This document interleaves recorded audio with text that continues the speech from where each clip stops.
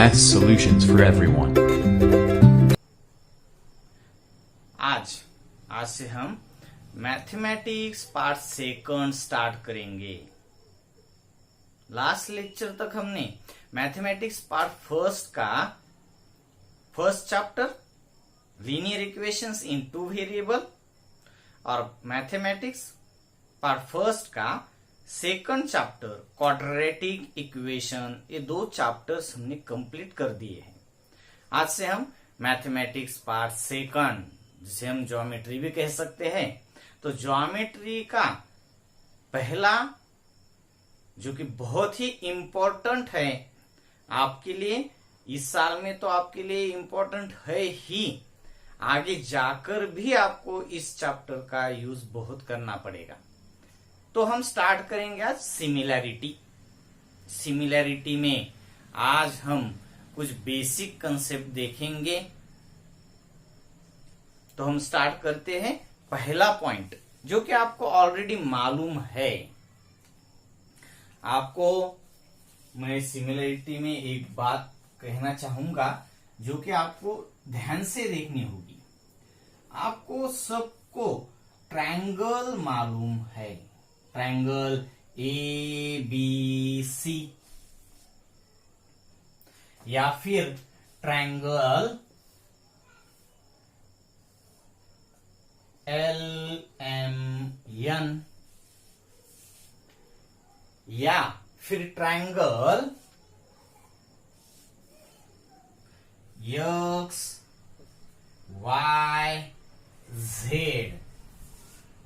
Triangle ABC, triangle LMN और triangle XYZ। Triangle में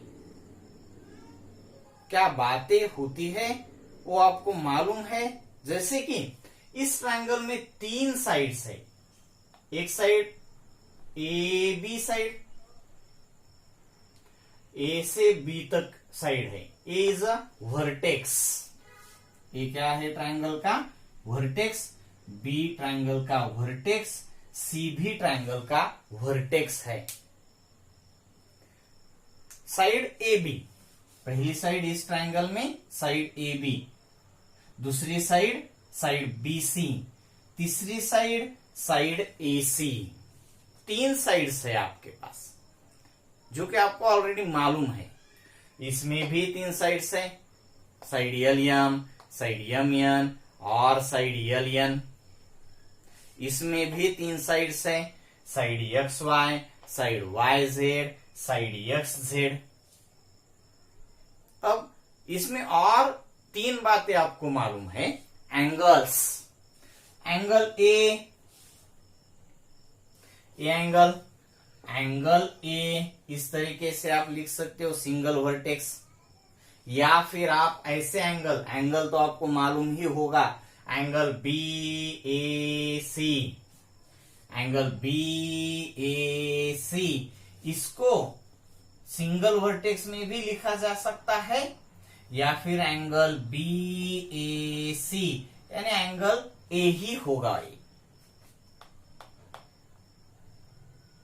angle A single vertex में, या फिर angle BAC three vertex use करके, या फिर आप इस तरीके से भी एंगल ए देख सकते हो, एंगल CAB। आपको पूरी तरीके से देखना होगा एंगल A यानी कौन सा एंगल है। एंगल इज अ कॉर्नर, ठीक है। तो एंगल A भी है यहाँ पे, एंगल B भी है और एंगल C भी है। ये तीन एंगल्स है एक ट्रायंगल में, तीन साइड्स और तीन एंगल्स होते हैं एक ट्रायंगल में, इसके तीन वर्टेक्स होते हैं। अब ये तो आपको बातें मालूम ही है पहले से ही आपको। और एक बात आपको पहले से ही मालूम है, वो एक ये है कि अगर इस ट्रायंगल में आप BC को बेस समझ लेते हो, अगर ये BC इस ट्रायंगल का बेस है, तो ए से आपको इस पर height construct, perpendicular height construct करनी होगी, या फिर आप कर सकते हो। हाइट इसको कहेंगे हम, ए से अपोजिट साइड को परपेंडिकुलर किया हुआ लाइन, की हुई लाइन, इसको आप हाइट कह सकते हो। बीसी अगर बेस है तो आपको हाइट कहां से देखनी पड़ेगी?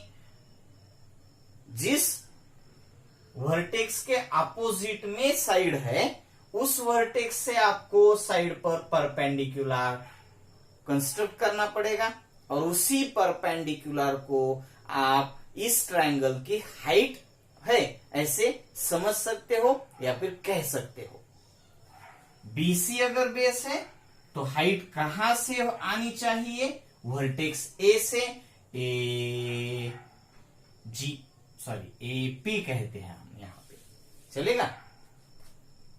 बेस बीसी है तब हाइट कौन सी है?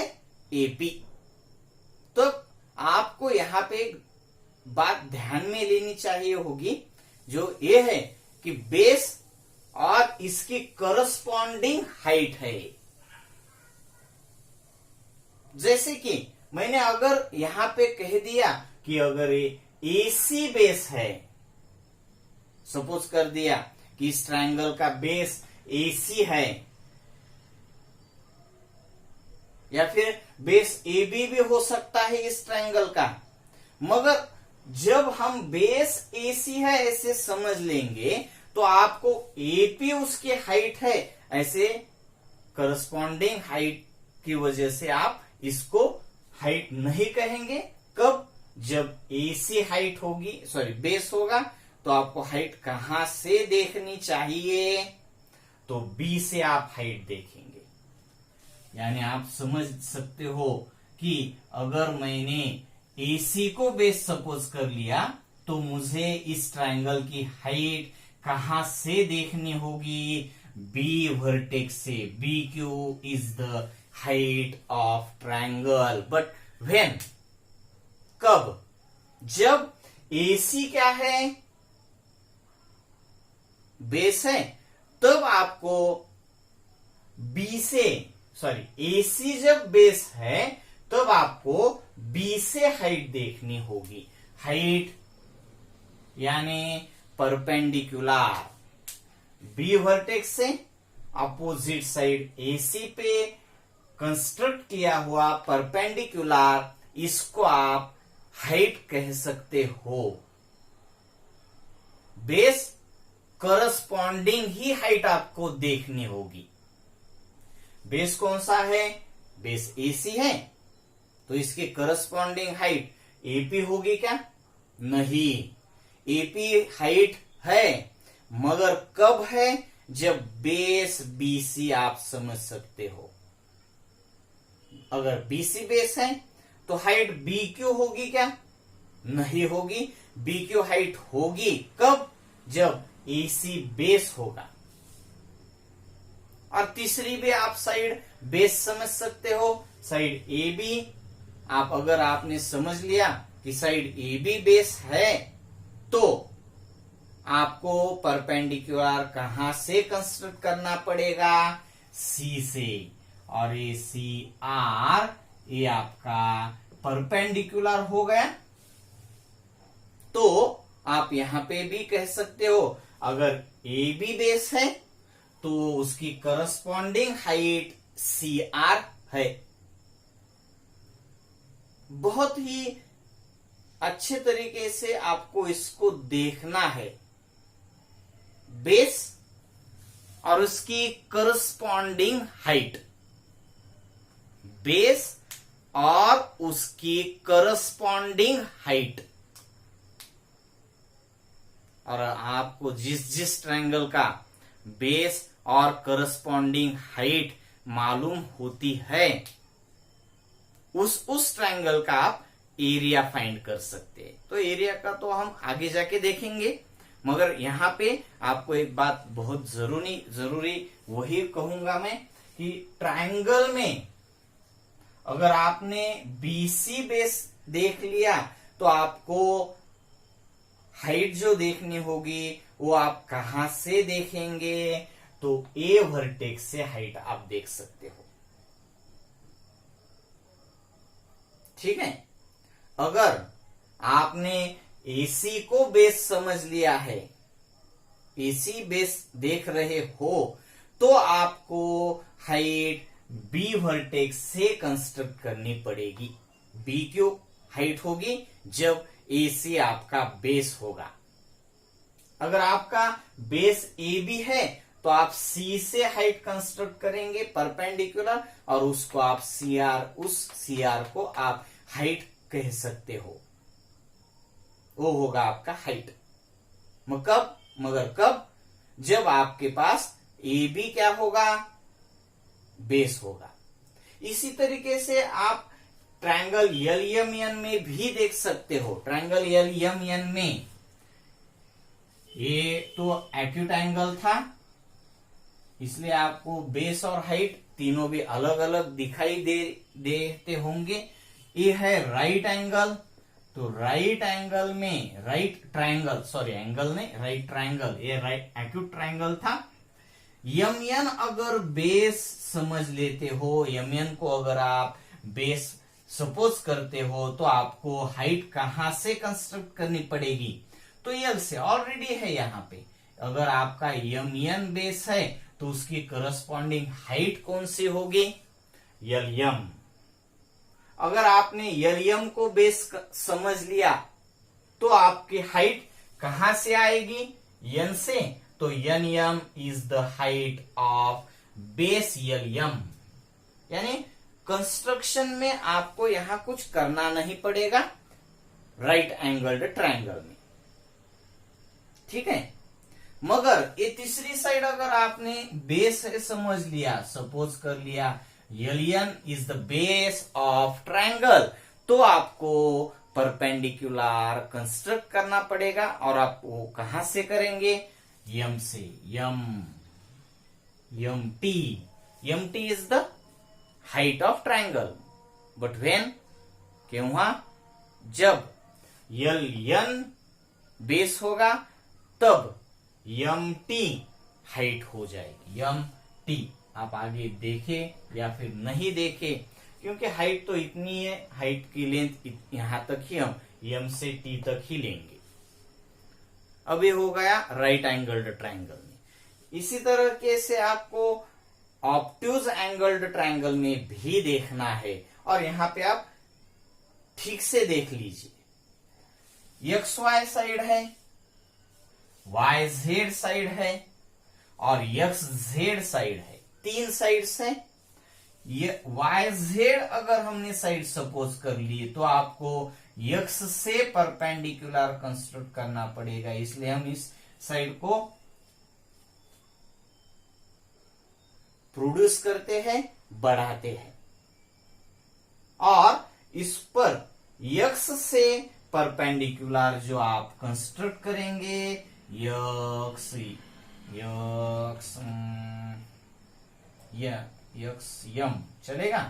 X M is the height, but when, जब यक्स वाई जेड आपका बेस है, तभी यक्स यम आपकी हाइट है।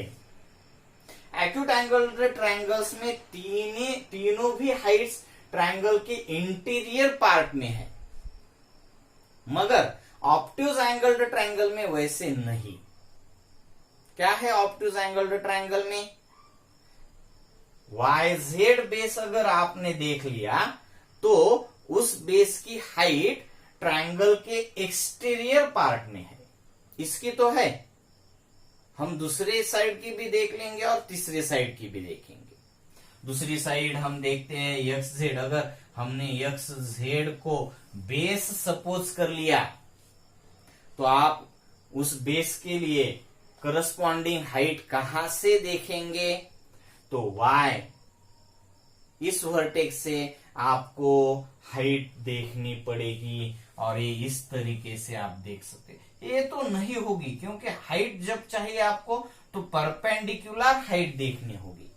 ये यहां पे भी देख सकते हो आप, मैंने ऐसे तो नहीं कंस्ट्रक्ट कर लिया, परपेंडिकुलर हाइट आपको देखनी है।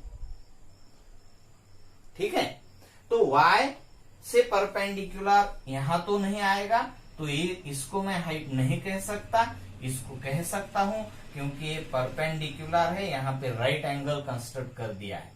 yn हाइट है, मगर कब? जब x z क्या होगा? बेस। आपको मैं यही बताना चाहता हूं कि अगर ट्रायंगल में बेस है तो उसकी करस्पॉन्डिंग हाइट ही आपको देखनी होगी। अगर आपने बेस वाई जेड सपोज कर लिया तो उसकी करस्पॉन्डिंग हाइट वाई एन तो होगी नहीं। आप जब भी बेस देखेंगे तब आपको हाइट देखनी होगी, और वो भी करस्पॉन्डिंग हाइट देखनी होगी। करस्पॉन्डिंग वाई जेड बेस है तो उसकी करस्पॉन्डिंग हाइट यक्स से देखनी होगी आपको। X M is the height, मगर कब? जब वाई जेड बेस होगा तब। वाई एन हाइट है, मगर कब? जब यक्स जेड आप बेस देखते हो। और आपके पास तीसरी भी साइड है यक्स वाई, तो यक्स वाई इस बेस, इसको आपने बेस समझ लिया तो आपको हाइट कहां से, परपेंडिकुलर हाइट कहां से देखनी होगी? तो वाई जेड से देखनी होगी। इसके लिए आपको ये एक्स वाई प्रोड्यूस करना पड़ेगा। प्रोड्यूस यानी आगे लेकर जाना होगा। यहाँ इधर भी चाहिए तो यहाँ इधर भी होगा कब कब, या फिर इधर भी हो सकता है। यहाँ पे इधर है क्योंकि यहाँ से ये तो कंस्ट्रक्शन में आएगा नहीं, आपको दिखेगा नहीं, मगर आप समझ लेना है आपको कि एक्स वाई अगर बेस समझ लेते हो आप, तो आपको जेड से हाइट कंस्ट्रक्ट करनी होगी।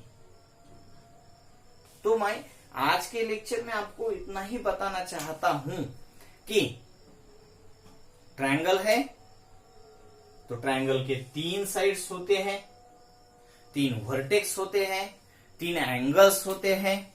उसी तरीके से 3 बेस और उस 3 बेस की करस्पॉन्डिंग 3 हाइट्स भी होती है। अब आपको क्या करना होगा? इस तरीके से 5 एक्यूट एंगल्स की फिगर्स आप कंस्ट्रक्ट करेंगे। इस तरीके से 5 राइट एंगल्ड ट्रायंगल्स के फिगर्स कंस्ट्रक्ट करेंगे। और इस तरीके के एक्स वाई जेड जो ऑब्ट्यूज एंगल्ड ट्रायंगल है, उस तरीके से आप 5 ऑब्ट्यूज एंगल्ड ट्रायंगल कंस्ट्रक्ट करेंगे। और उसका बेस हाइट मैं यहां पे एक एग्जांपल में लिख दूंगा। Number 1 base BC height AP। Number 2 base AC height BQ। Number 3 base AB height CR। 1 2 3। एक ट्रायंगल में 3 बेस होते हैं और 3 हाइट्स होती है। आपको ये लिखना है हर ट्रायंगल के लिए। 5 एक्यूट ट्रायंगल्स, 5 राइट ट्रायंगल्स और 5 ऑब्ट्यूज ट्रायंगल्स। Okay, bye.